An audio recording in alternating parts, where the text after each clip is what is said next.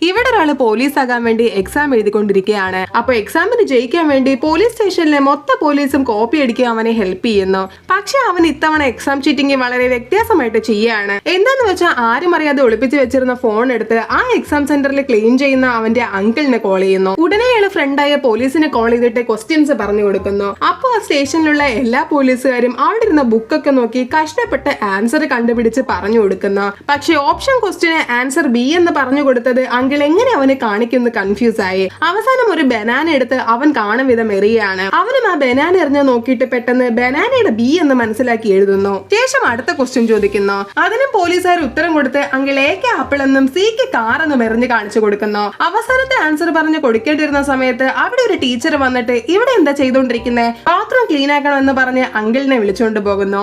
അത് കാരണം അവരുടെ മൊത്ത പ്ലാനും തെറ്റാണ്. അങ്ങനെ ഇനി എന്ത് ചെയ്യുന്ന അറിയാതെ അവൻ പെട്ടിരിക്കുകയാണ്.